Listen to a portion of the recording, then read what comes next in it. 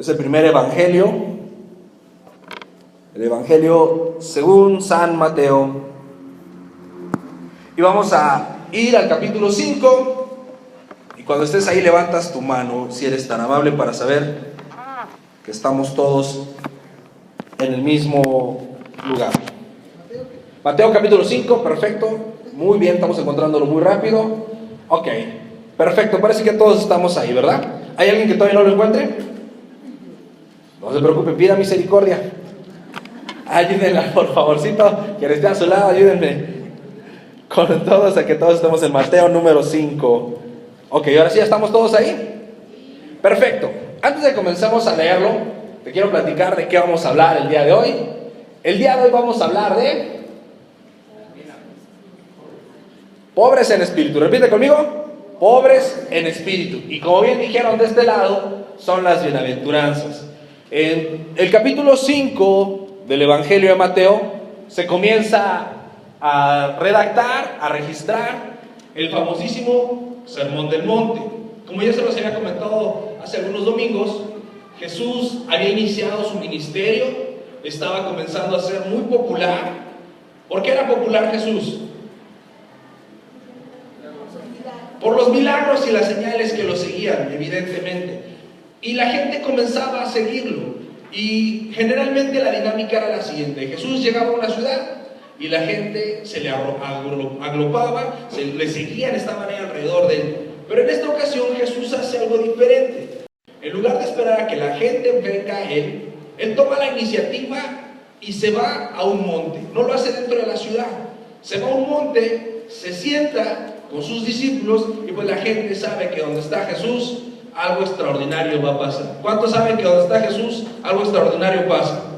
¿Jesús está hoy con nosotros? Sí. Entonces algo extraordinario va a pasar esta mañana. ¿Amén? Amén. Muy bien. Entonces la gente estaba esperando que algo le sucediera y comenzaron a trasladarse a este monte donde Jesús va a comenzar a enseñar. Y es un sermón muy largo, abarca muchos temas, pero comienza con este tema conocido como las bienaventuranzas.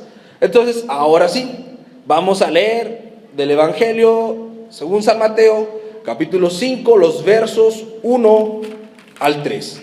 Y dice así: viendo la multitud, subió al monte, y sentándose, vinieron a él sus discípulos, y abriendo su boca, les enseñaba diciendo: bienaventurados los pobres en espíritu, porque de ellos es el reino de los cielos. Y todos decimos amén. Amén. Versículo 1 y 2 te hace la introducción que te estaba platicando. Jesús se sienta, se acercan sus discípulos y hace una frase muy interesante en el verso 2. El verso 2 dice: y abriendo su boca. ¿Por qué habrá dicho eso? ¿No es lógico que cuando hablas, abres la boca? A menos de que seas ventríloco. De lo contrario, tienes que abrir la boca para hablar. Esta palabra o esta frase, abriendo la boca, es como la introducción de que lo que sigue es importante. Lo que va a comenzar a decir Jesús a partir de este momento es bien importante. Y dice: y abriendo su boca, diciendo, les enseñaba diciendo: bienaventurados los pobres en espíritu. Y aquí comenzamos a ver a Jesús que arranca este sermón hablando de un grupo de personas en particular, los bienaventurados. ¿Quién aquí es bienaventurado? Amén, que todos seamos bienaventurados. A diferencia de otro mensaje que Jesús da más adelante, que no son las bienaventuranzas, sino son los ayes. Y los ayes habla de los que van a sufrir. Dice: ay de aquellos, ay de estos y ay de los otros, pues diciendo pobrecitos. Pero en este sermón no habla del juicio, sino habla de los que tienen algo en especial. Dice: bienaventurados, y da una lista de 7 bienaventuranzas que se resumen en la octava, y comienza a hablar de quiénes son o quiénes somos los bienaventurados, quienes tenemos esta condición de estar en buena posición en la bienaventuranza. Y en el original griego, la palabra utilizada para bienaventuranza es Macario. ¿Cuál es? ¿Hay aquí algún Macario? ¿No? Si vas a tener un hijo, es un buen nombre para ponerle Macario, que significa bienaventurado. Este Macario, o esta palabra Macario, se utilizaba para decir que alguien era tocado por los dioses. Los griegos, que creían en muchos dioses, creían también que había gente que era hijo de dioses o que era tocado por los dioses de alguna manera, y ellos usaban este término. Y en el Evangelio Jesús está usando este término Macarios para referirse a quienes tienen la bendición y la felicidad que viene de Dios. Si tú buscas en el diccionario la palabra bienaventurado, en cualquier diccionario, generalmente vas a encontrar que dice que es afortunado y feliz, o que goza de la felicidad plena que es concedida por Dios. Así dice el diccionario. Y te digo, si traduces la palabra Macario, significa alguien que es tocado por los dioses o alguien que tiene un favor especial de parte de Dios. Comienza el Señor a hablarnos de una condición a la que todos quisiéramos aspirar, en la que todos quisiéramos estar, ¿no? Todos quisiéramos tener ese favor, esa ayuda, ese extra que me hace distinto a todos los demás, que viene a ser como una marca en mi vida, que viene a ser una condición que me hace distinto al resto. Y cuando comienza a explicarles quiénes son los bienaventurados, había una gran multitud que lo estaba siguiendo, entre ellos los fariseos. Y Jesús, con la primera descripción de quiénes son bienaventurados, rompe clichés, rompe paradigmas y rompe tabús. Porque si yo te digo, es bienaventurado alguien, generalmente vas a pensar que bienaventurado es Carlos Slim, ¿no? ¿No será bienaventurado Carlos Slim? Imagínate la lana que tiene este cuate. Dicen que podría gastar $1 millón diarios sin ganar un solo centavo más, y se muere y no se acabó su dinero. Entonces podríamos pensar, no, pues un bienaventurado es Carlos Slim, ¿no? Porque tiene mucho dinero. O no, un bienaventurado es Barack Obama, porque es el hombre con más poder sobre la tierra. O Brad Pitt, porque es muy guapo.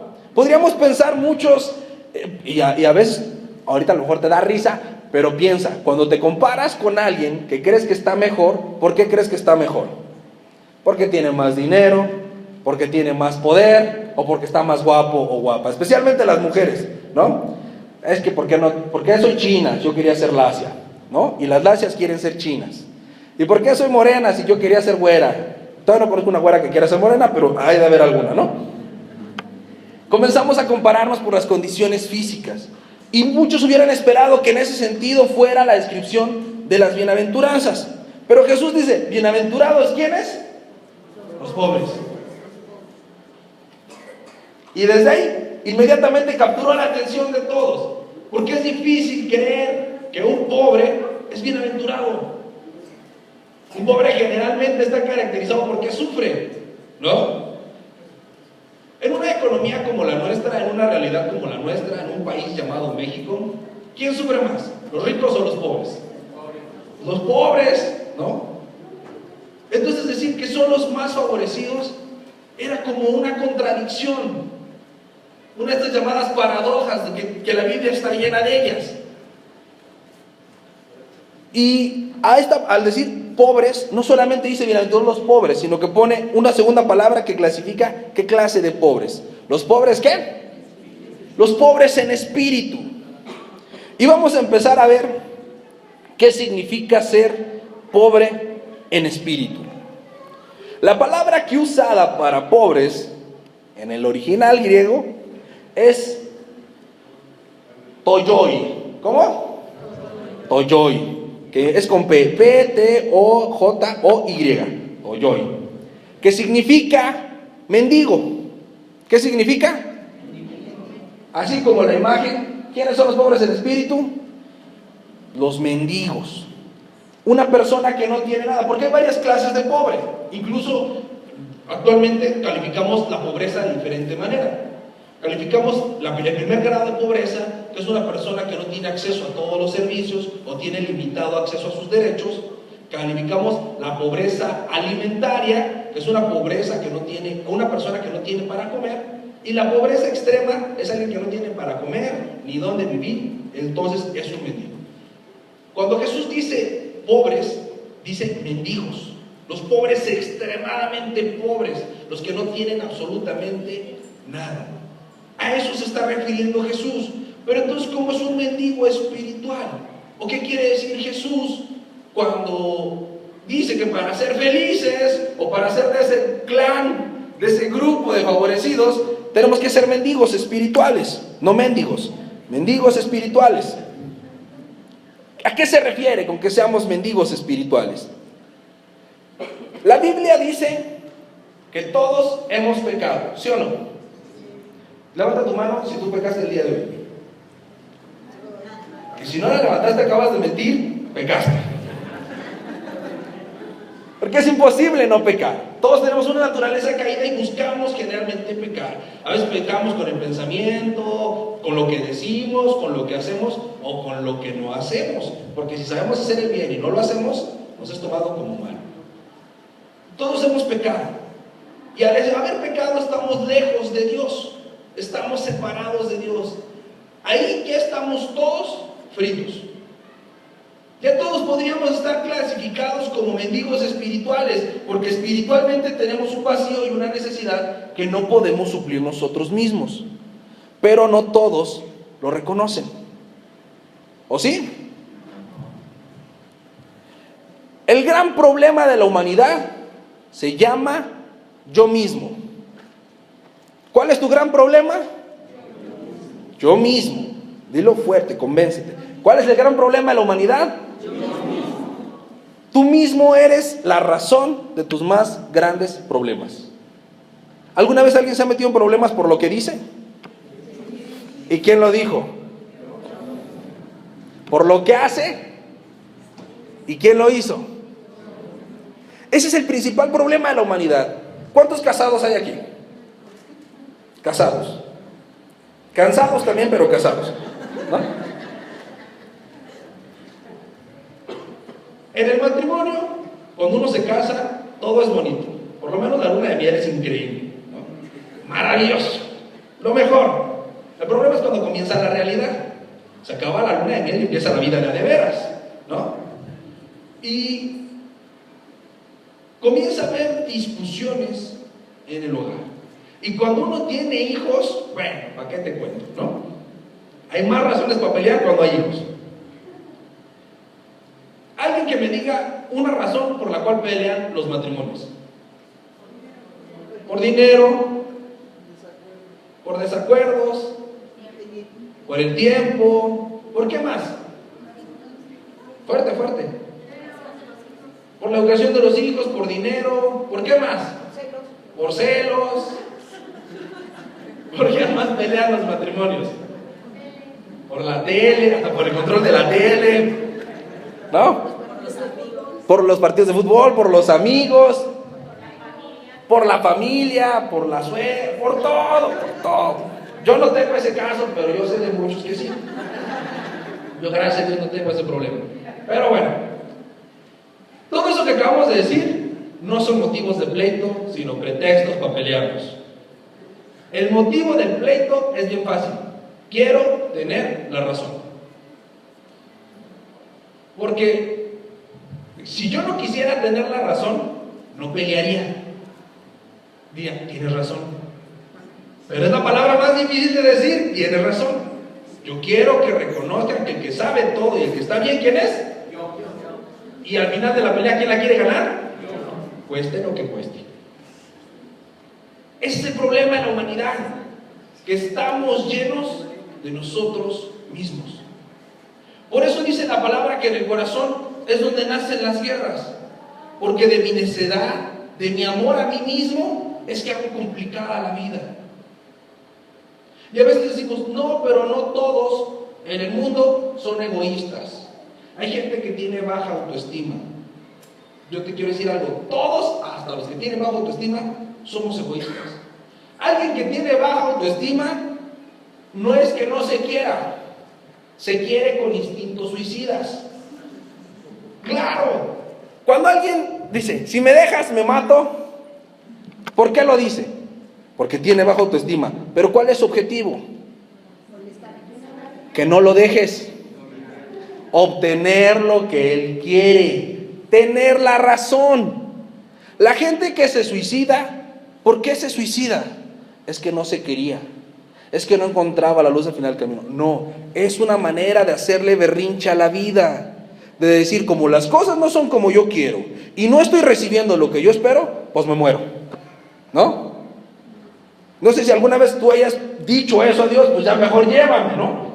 Si voy a vivir así, si no me vas a cambiar, si no vas a allá, pues ya mejor llévame. Y no es que tengas baja estima, es que te quieres demasiado. ¿Por qué creen que no toda la gente busca a Dios? Dios no quiere mal para nadie, ¿o sí? O Dios está pensando así, ven para que te haga sufrir. No, Dios quiere lo mejor para nosotros. ¿Pero por qué nosotros no buscamos a Dios?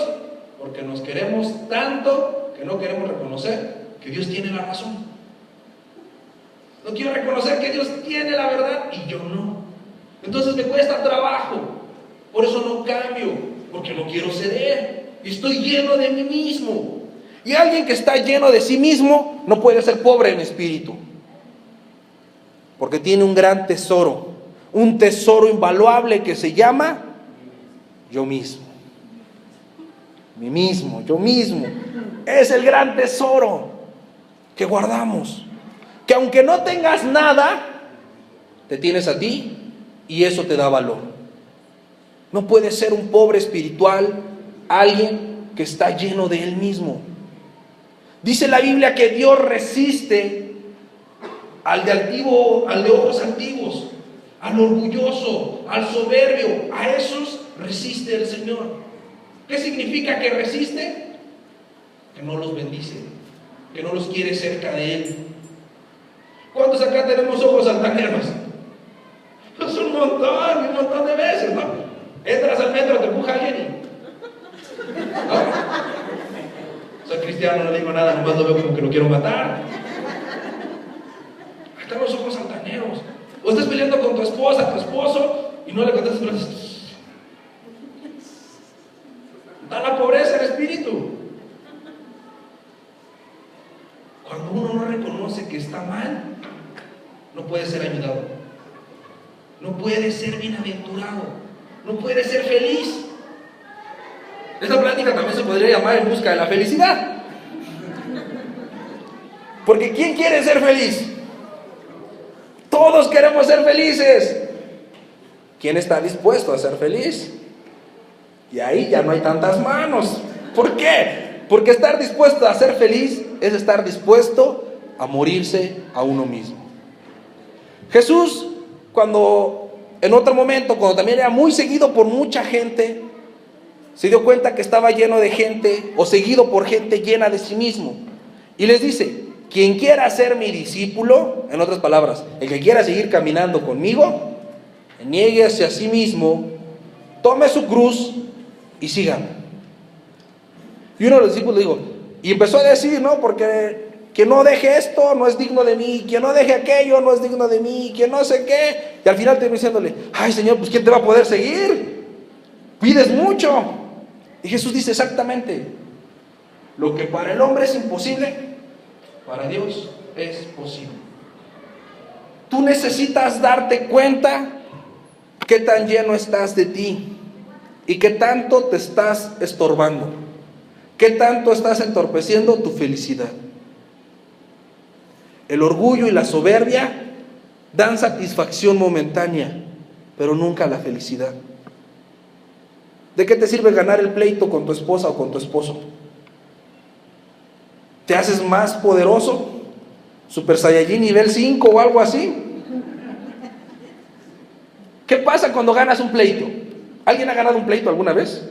¿Has ganado una discusión que hasta lo dejas callado? Y ahora pídeme perdón, porque ya viste que yo tengo la razón. ¿Qué se gana cuando sucede eso? Nada. Porque te va a pedir perdón, pero va a seguir enojada o enojado contigo.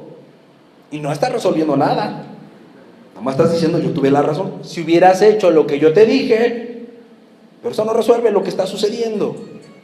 Sin embargo, yo puedo ganar más perdiendo una discusión.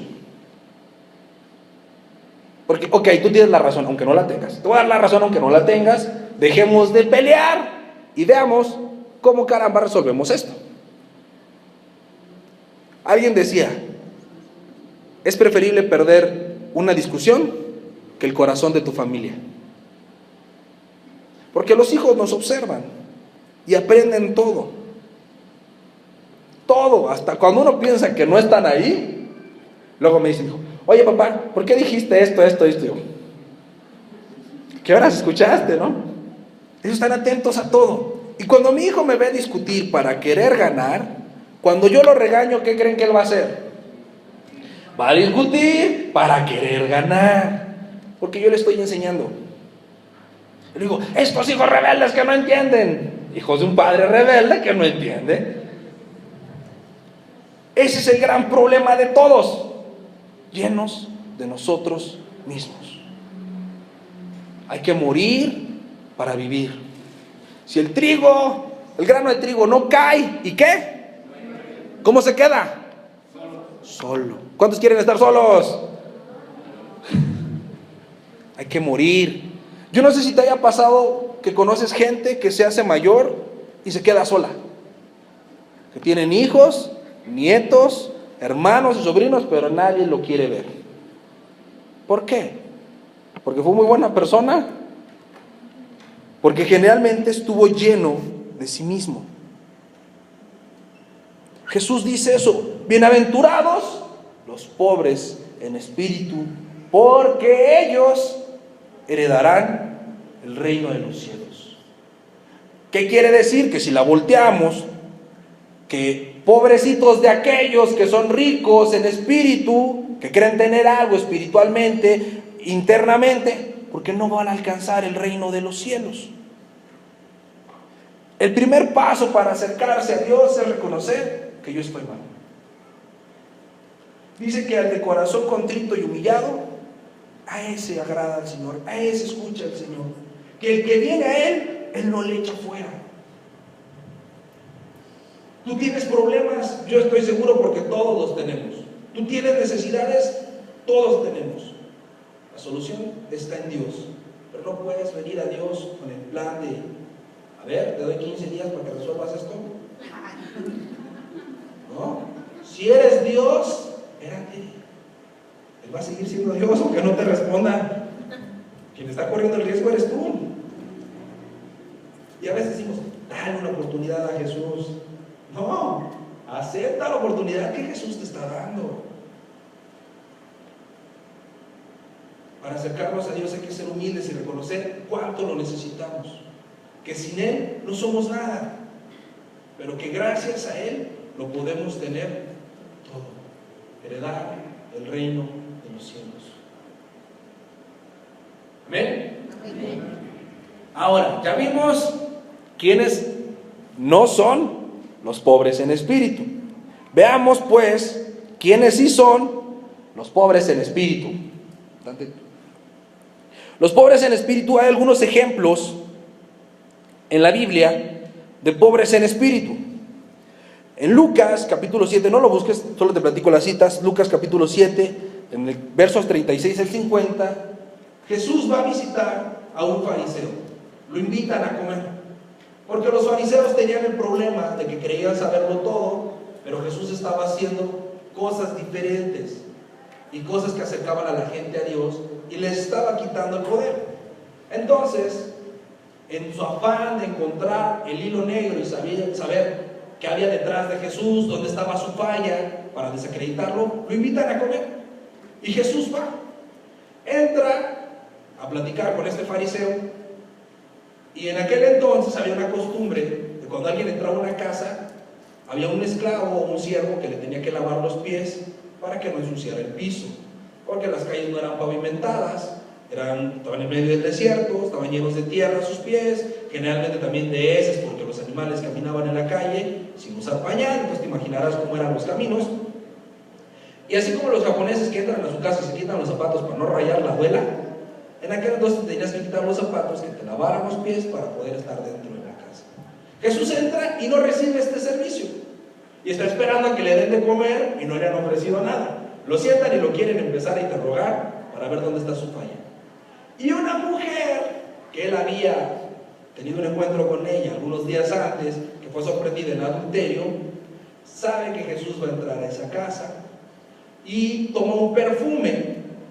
Que los perfumes no son como hoy en día que vas a cualquier tienda y te echan un perfumito y te lo regalan. Los perfumes eran una cosa extraña para la gente común, no se perfumaban y eran muy caros. Y generalmente están metidos en unas botellitas de vidrio que para abrirlos tienes que cortarles degollarles el cuello y no había cómo volverlos a cerrar. Entonces lo abrías y tenías que usarlo todo.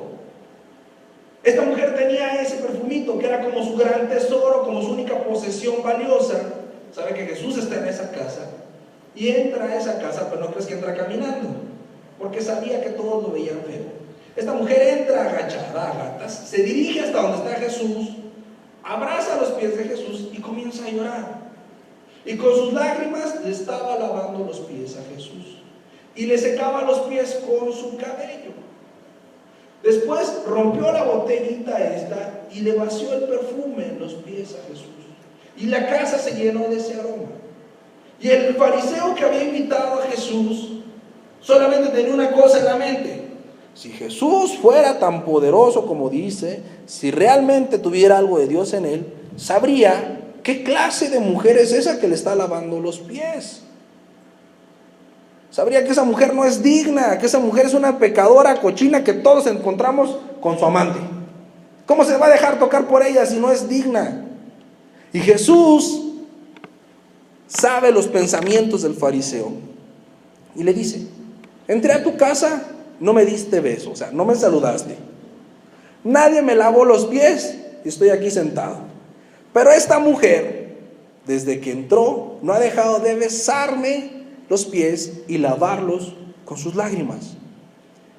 El fariseo era un hombre lleno de él mismo, que no se sentía inferior a Jesús, al contrario, sentía que era más que Jesús estaba siendo beneficiado por comer en su casa.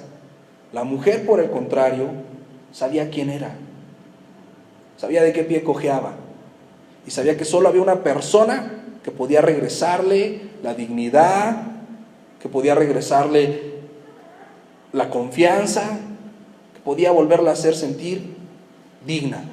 Esa persona era Jesús. Y no le importó lo que los demás dijeran, se concentró en Jesús y derramó sus lágrimas, su corazón a los pies de Jesús.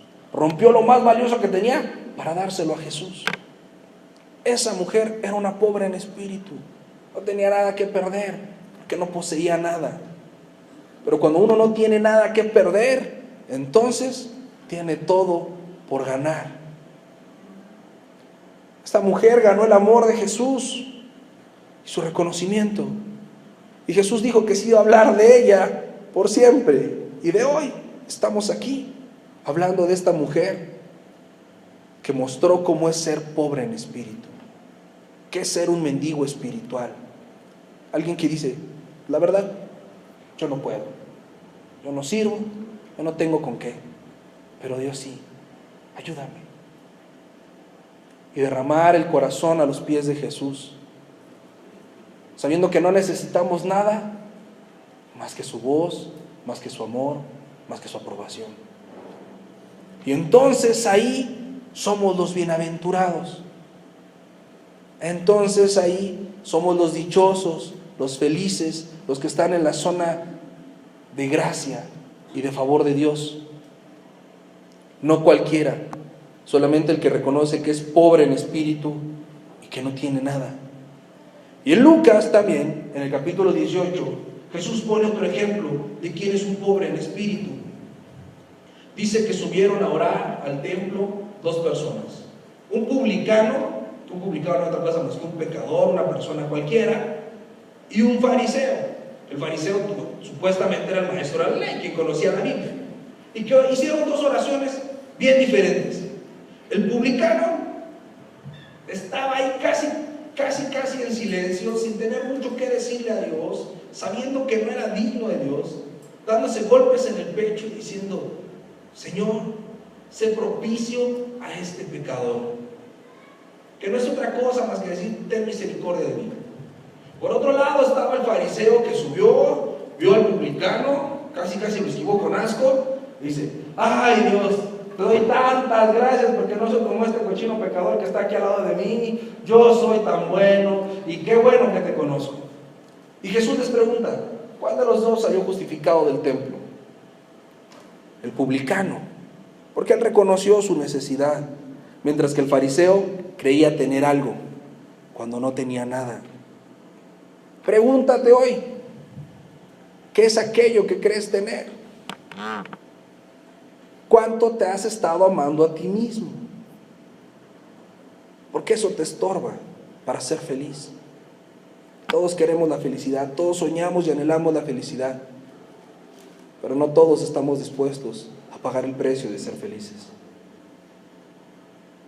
De verdaderamente reconocer y entender que yo soy un mendigo espiritual, que no tengo nada para ofrecerle a Dios, nada.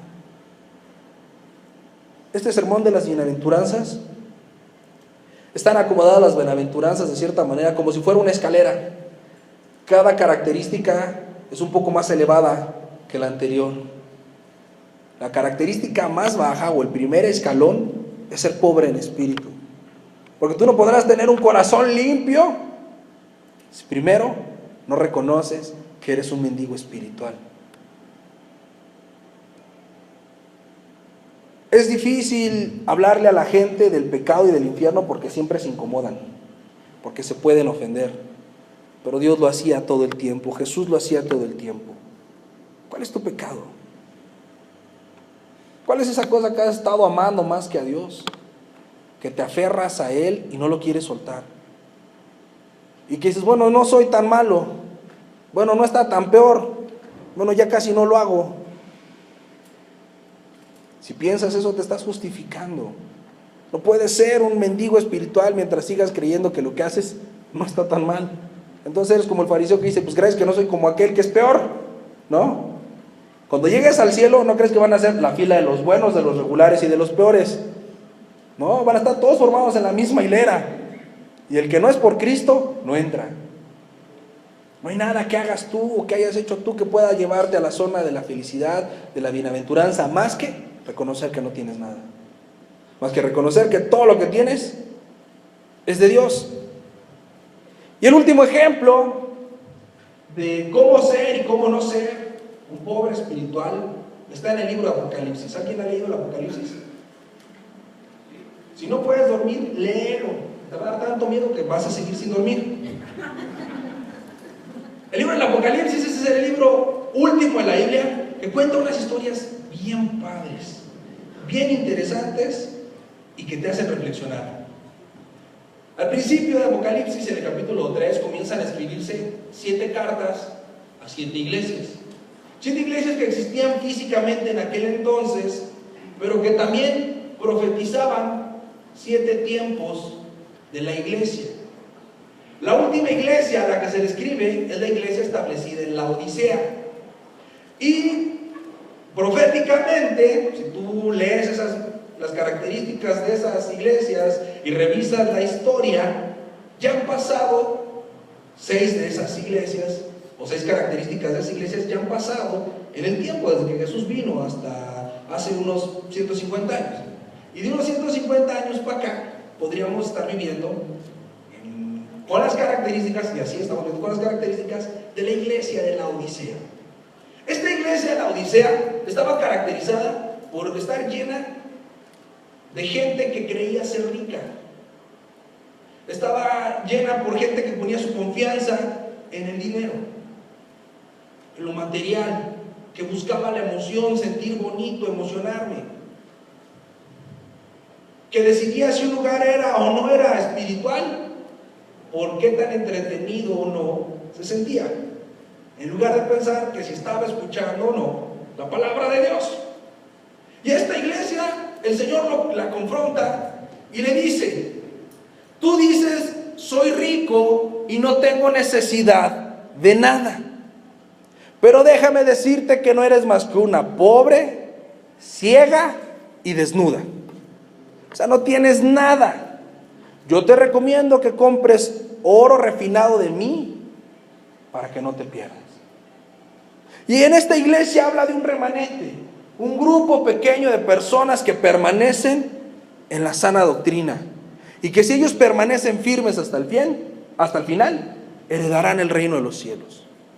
Y actualmente estamos viviendo una época muy así, donde todo el mundo dice tener a Dios y se sienten dueños de Dios. Aquí está Dios, nomás aquí, si no vienes aquí no tienes a Dios.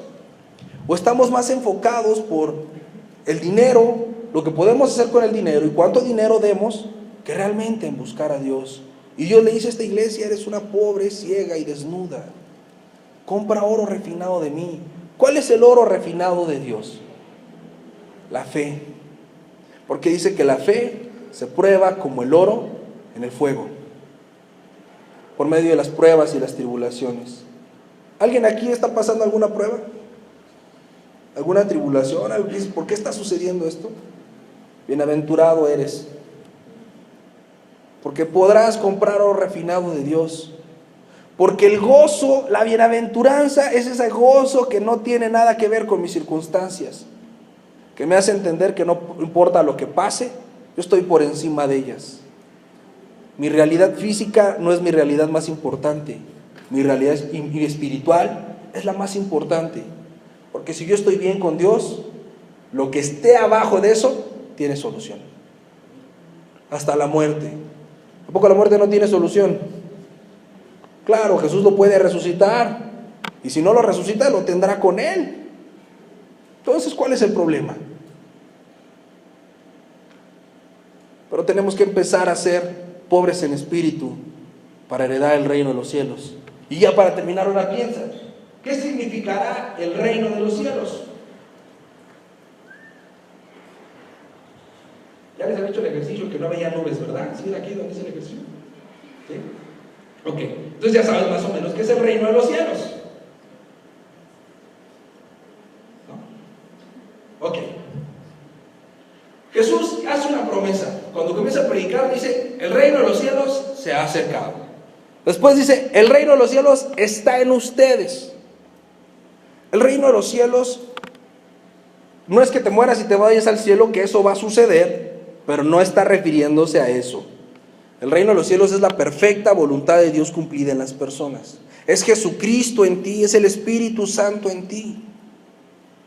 El Espíritu Santo tiene todos los recursos de Dios. ¿A Dios le faltará dinero? ¿Qué dice Dios? Híjole, aquí las calles son de oro, por allá se hizo un bache. A ver, ¿con qué lo tapamos? No, a Dios le falta paz. ¿Se enferma alguien en el cielo? Y Gabriel, no vino, es que tiene gripa. No, no hay de eso allá arriba. ¿Hay angustia? No. San Pedro, ¿por qué estás tan preocupado? No sé, Señor. Tengo días sin dormir. Eso no pasa allá arriba. Y eso tendría que pasar aquí abajo. Eso es que el reino de los cielos, ser herederos del reino de los cielos. Que esa condición donde Dios gobierna absolutamente todo y todo está conforme a su perfecta voluntad, todo obra para bien y todo te produce un bienestar. Ese es el reino de los cielos. ¿Cuántos quisieran estar en el reino de los cielos? ¿Cuántos mendigos hay acá? Solamente hay que ser mendigos. Es bien fácil. Bueno, vamos a terminar este tiempo orando para que te hagas un mendigo el día de hoy. No eres como el publicano.